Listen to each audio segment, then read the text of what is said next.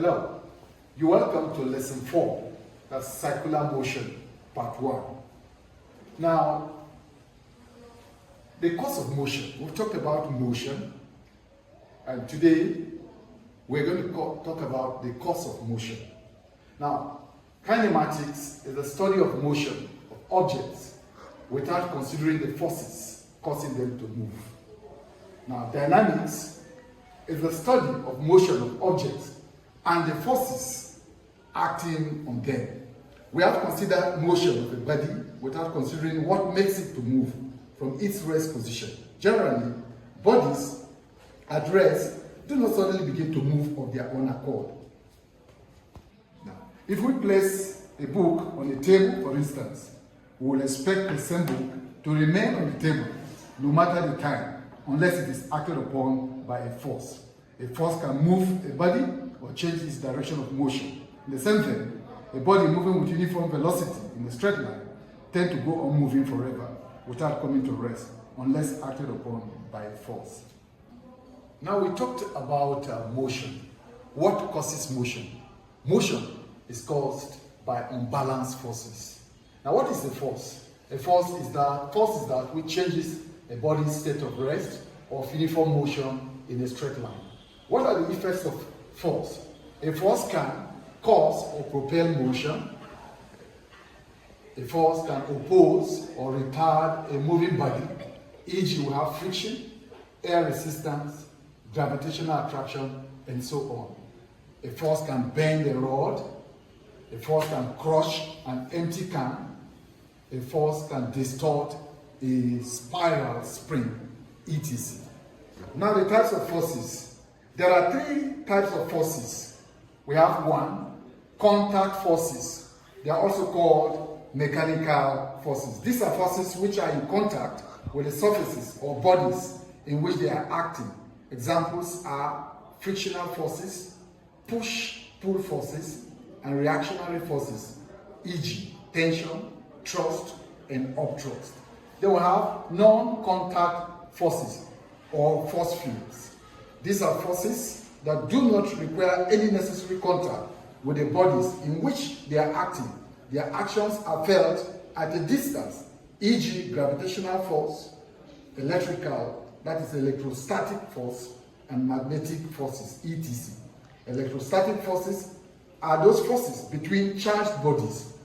A force field is a region or space within which a body experiences the effect of a force caused by physical agency. Then we have lastly, nuclear force.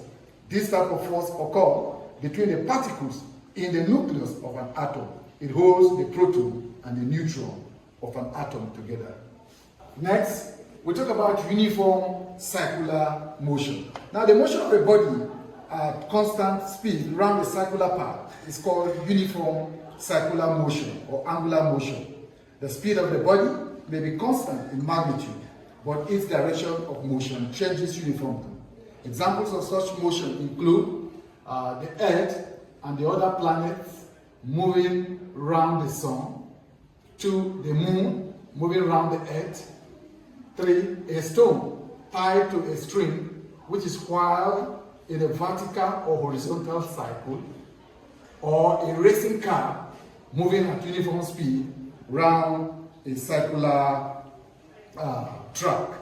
Other examples include the motion of shafts, discs, electric motors, wheels, and other similar bodies which may spin but do not move bodily. The same terms of displacement, velocity, and acceleration is used in linear motion, still apply, although differing in the concept of the displacement. Now, for uniform circular motion, the following formulas are important. That is, if we assume the radius of the cycle to be r, the linear velocity is equal to angular velocity times the radius of the cycle.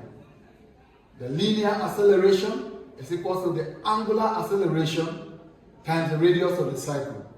The linear distance is equal to the radius of the cycle multiplied by the angular distance. Okay. Perhaps it will be important here to show how these equations are arrived at. Earlier, we defined linear velocity as the rate of change of distance moved with time in a specified direction. That is, v is equal to s all over t.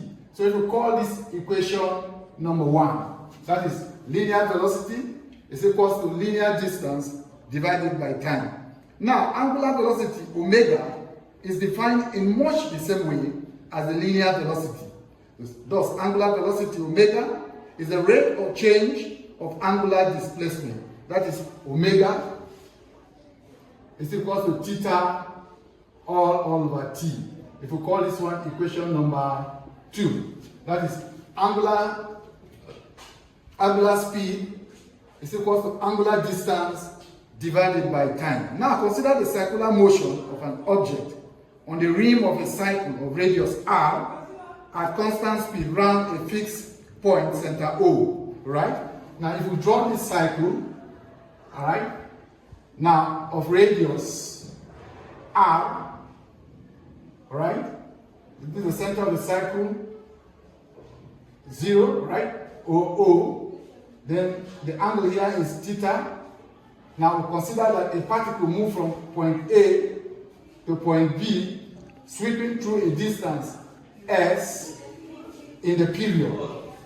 Now from geometry, we know that s, the linear distance s, is equal to the radius times the angular distance. Let us call this equation number 3. Now we've been able to obtain equation 1, which is the linear velocity is equal to the linear distance divided by time. The angular velocity is equal to the angular distance divided by time. Now we said from geometry, we've been able to find out that the linear distance swept by a particle moving around a cycle is equal to the radius of that cycle times the angular distance, theta. All right? Now if we solve equation 3 in 1, if we solve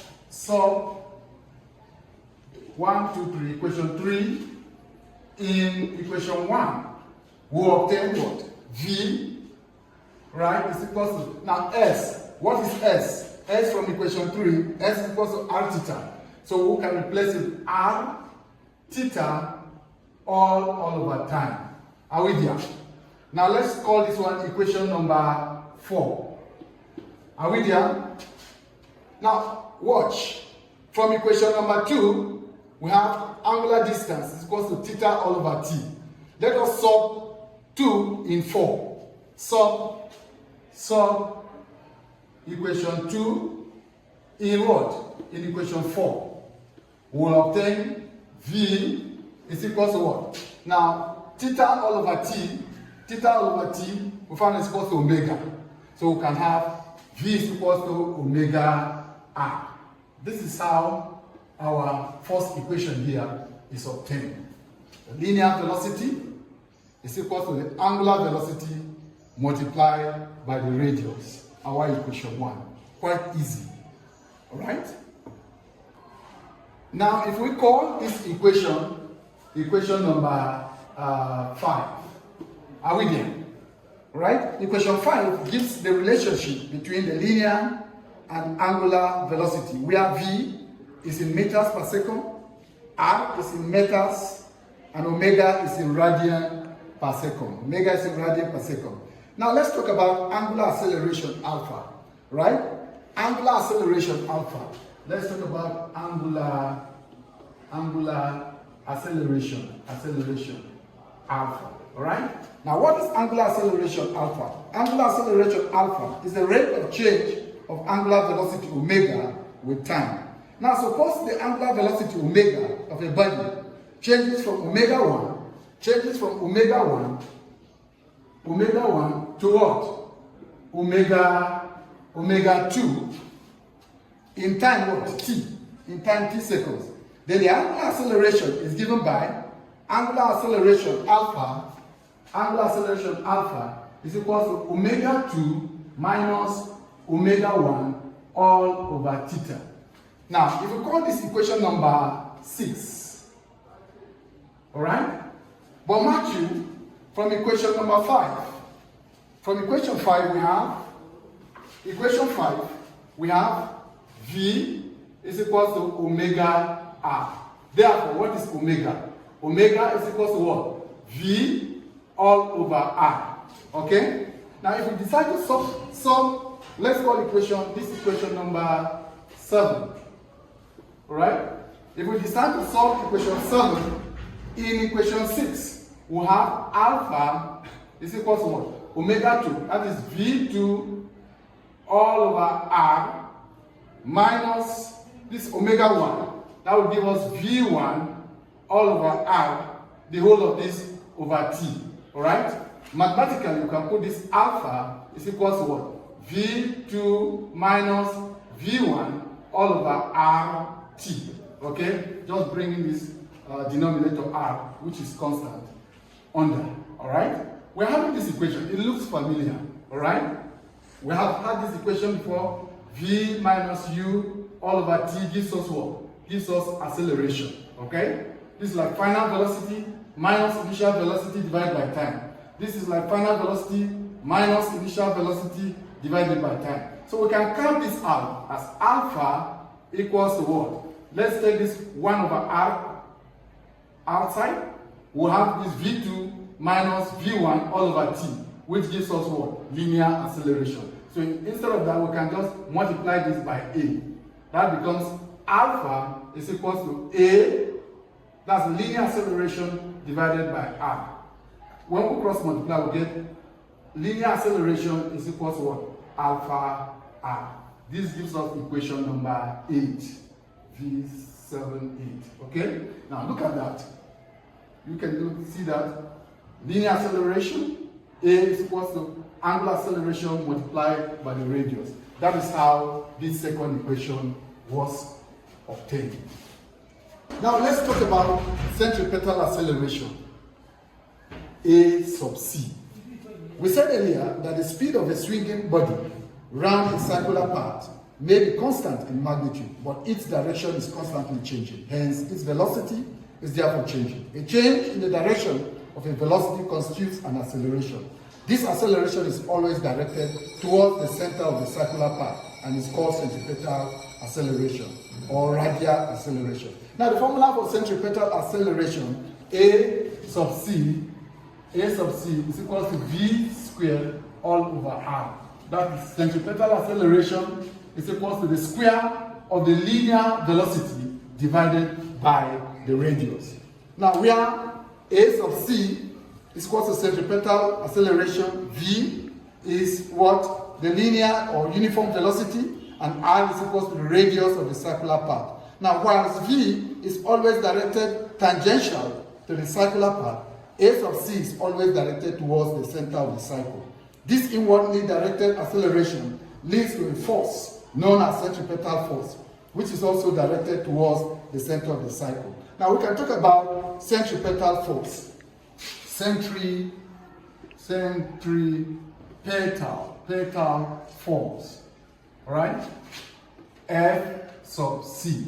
Now what is centripetal force? Now to constrain a body to move in a cycle of latitude, there must be a force on it directed towards the center. This force is called centripetal force. Mathematically, F sub C is equal to what? mv squared all over r. Are we there? Where this is centripetal force is equal to the mass. Normally, force is equal to mass as acceleration. Now, the centripetal acceleration is given as v squared all over r. So the mass multiplied by the centripetal acceleration will give you mv squared all over r. But we've been able to obtain that the linear velocity is equal to omega r. Are we there? So if we square this linear velocity, we have v squared is equal to omega squared r squared. So instead of writing v squared, we can substitute it with this. So therefore, centripetal force is equal to m. Instead of writing v squared, we will write omega squared r squared all over r. Are we there? So 1r will cancel 1r here. So we can now state the centripetal force equals to m omega squared r. Are we there? Now the direction of the centripetal force is perpendicular to the direction of velocity. It is for this reason that small pebbles, mud, water, etc., which cling to the automobile tire, flies off tangential to the circular part. The centripetal force leads to another very important force called centrifugal force. Centrifugal force, F sub what? G. All right? Are we there? Now, what is the centrifugal force? The centrifugal force is the reaction force which tends to move a body away from its center of latitude. The centrifugal force is given by the formula centrifugal force Fg is equal to the negative of this, the reaction force, which is minus mv squared all over r, or minus m omega squared r. This is the formula for centrifugal force. And now in calculations involving motion, the equations of motion are written positive in the direction of the acceleration. Hence the centripetal force, this centripetal force is written positive since the acceleration is towards the center. By a simple analysis also, extension of this logic, the centrifugal force equations of this and this are written with a negative value. Now we take the calculations. I have an example here. A stone coiled at the end of a rope, 20 centimeters long, makes 12 complete revolutions in 4 seconds. And they are asking you to find 1, the angular velocity in radians per second, and then 2, the linear speed, and then 3, the distance covered in 8 seconds. Now let's put our data. Let's see our data. We have a stone coiled at the end of a rope, 20 centimeters, that means the radius is equal to 20 cm, which is equal to what? 0.2 meters, right? It makes 12 complete revolutions. Theta is equal to 12 revolutions, right? And then they ask, what about the time? Time t is equal to what? 4 seconds. Let's see. Let's look at I. They are asking us for the angular velocity in radian per second. Now look at angular velocity is omega, right? We know that omega is equal to what? Theta all over t, right? Which is equal to 12 revolutions divided by what? 4 seconds, which is equal to what? 3 revolutions per second. Are we there? All right? Now, they asked us the angular velocity in radian per second. We know that what? Pi radian is equal to 180 degrees, or 180 degrees is equal to what? Pi radian. All right? All right? That's the connectivity between degrees and the radian. Now, 1 degree will be equal to pi radian all over 180. All right? Now let's see, these 3 revolutions per second. In 1 revolution, there are how many degrees? 360 degrees. Now let's find the number of degrees here. That means we're going to multiply this by 360. 3 times 360. All right? Which gives us what? Let's see. 3 times 0, 0. 3 times 6, 18. Carry 1. 3 times 3, 9 plus 1, 10. 1080 degrees per second. Let's see if we can squeeze that up there. Therefore, we have 1 degree is equal to pi radian all over 180. 1080 degrees will be equal to, now we say 1080 degrees per second equals to pi radian all over 180 times what? Times 1080. All right? This will be degrees, right? This degrees will cancel per what? Second. So this will give us our radian per second. When we evaluate that, we'll get omega is equal to 18.8. Omega is equal to 18.8 radian per second. Are we there? Now, we are done with I. Now, I, they said the linear speed, I. They asked us for the linear speed. Now, we know that V is equal to what? Omega R. Are we there? Now, the linear speed is equal to the angular speed times the radius. Now, we'll be able to get our angular speed to be 18.8. So, I would say V is equal to 18.8 times our radius. Mark your radius is 0.2. 0.2. So, our V becomes what? Our V becomes 3.77 meters. 3.77 meters per second. All right? Now let's see if we can take our I. Now our I said the distance covered in 8 seconds. Now distance covered in 8 seconds is equal to linear speed times what? Time. And what's the linear speed? Which is equal to 3.77 times what? 8 seconds. When we evaluate that, the distance covered will be 30.16 meters. 30.16 meters. We have another example, example 2. That said a mass of 20 kg is moving in a circular path of radius 3 meters with a uniform speed of 30 meters per second. Find the centripetal acceleration and the corresponding centripetal force. Okay. Now, the centripetal acceleration is given by v squared all over r. And what is our v? V was 30. 30 squared all over r is what? 3. That gives us approximately 300 meters per second square, because it's an acceleration, all right? You don't put meters per second, meters per second square. Next, they ask us to find the corresponding centripetal force. Now, centripetal force, F sub C, is equal to what? mv squared all over what? R, okay? And we've been able to obtain our v squared over r to be 300 meters per second squared. So we merely multiply by the mass, which is equal to 20 times what? 300. That will give us approximately 6,000 newtons. Are we there? Quite easy. Now, in example 3, let's take example 3. An object of mass 8 kilograms moves in a cycle of radius 4 meters at uniform speed of 40 meters per second.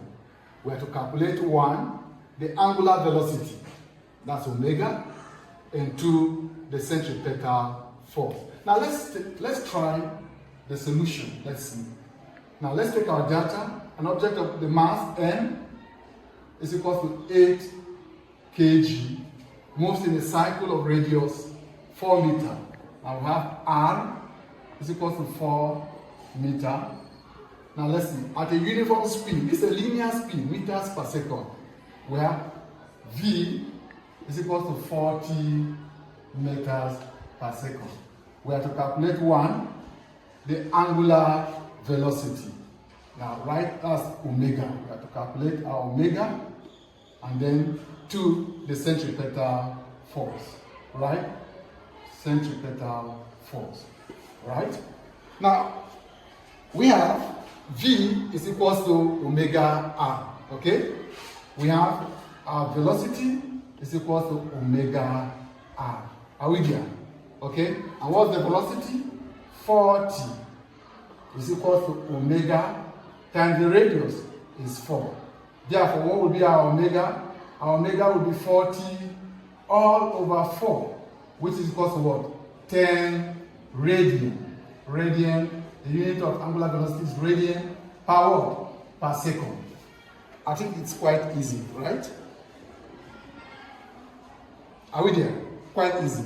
Now the next, they asked us to find the centripetal force. Let's see.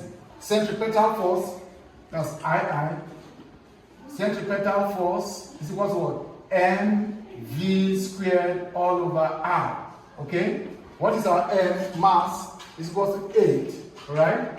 Times our v squared. What's our v squared? V squared is what? 40 squared, right? Our v is 40. 40 squared all over our radius, which is 4. Now, if we evaluate this, what will come with? The answer will be what? 3,200 newtons. 3,200 newtons. Quite easy, right?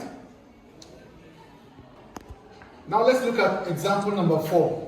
A stone of mass 200 grams tied to a rope 25 centimeter long is whirled at an angular velocity of 12.0 radian per second. We are asked to calculate the centripetal force. Now let's try to solve this problem. Let's see. Let's put in our data. The mass is what? M is equal to 200 grams. Now 200 grams, you have to change it to kilogram. That will give you 0.2 kilogram, right? And then we have the radius. R is equal to what? 25 centimeter. Now 25 centimeter, you have to change it to meters. That gives you 0.25 meters. It's equal to 0.25 meters. What else do we know? We know the angular velocity, omega. They gave us the angular velocity of omega to be what? 12.0 radian what? Per second. Are we there? And then they asked us to calculate the centripetal force. And we know that our centripetal force from our formula F sub C is equal to what? M omega squared R. M omega squared R. Which is, what is our M? 0.2. Our omega is what? 12.0 radian per second. 12 squared, right? Now times what? Our radius. Radius is 0.25. Now when we evaluate that, we come out with what? 7.2 Newton. 7.2 Newton. Quite easy. Now let's take the last example. Now, a stone of mass 600 grams moves with a speed of 40 meters per second in a circular path of radius 8 meters. Calculate 1, the centripetal force on the stone, II, the frequency of the stone in cycles per second, and III, the period of the revolution. Now let's try to solve this. And as usual, we put in our data. What is our mass? M is equal to what? 600 grams. Again, we have to convert it to kilogram. Divided by 1,000. That will give us 0.6 kg. 0.6 kg. What else do we have? We have the velocity. What is V is equal to what? Mind you, this is linear velocity. It's equal to what? 40 meters per second. What else do we have? We have a radius, R. Radius R is equal to what? 8 meters. 1, we need, let's see, 1. We need what? The centripetal force, which is equal to what? mv squared all over r. And what is our m? M is what? 0.6. Alright, our velocity is 40. That's 40 squared, right? Divided by our radius. Our radius is 8. When we evaluate this, what do we come out with? We come out with 120 Newton. 120 Newton. That's the force. F sub C is equal to 120 Newton. Now, II, maybe you watch this side. II, they ask us to find the frequency Now frequency F is equal to what? Is equal to omega all over 2 pi. Omega all over 2 pi. Are we there? But we have this. V is equal to omega R. So if you want to get our omega will be equal to what? V all over R.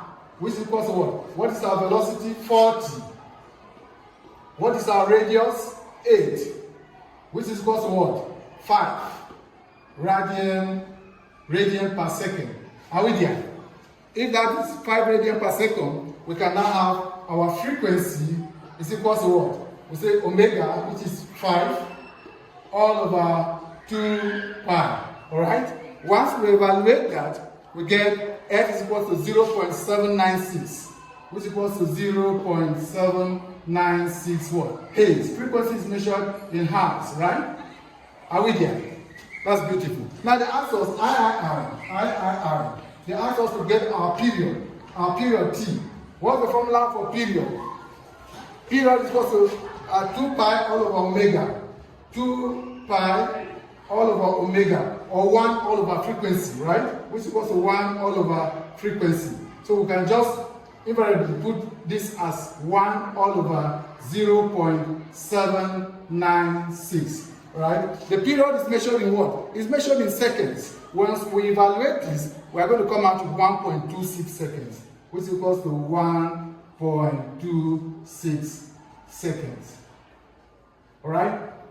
That will be all for our part 1 of circular motion. For more of these questions, you can visit the book P Physics by the same author. Thank you very much.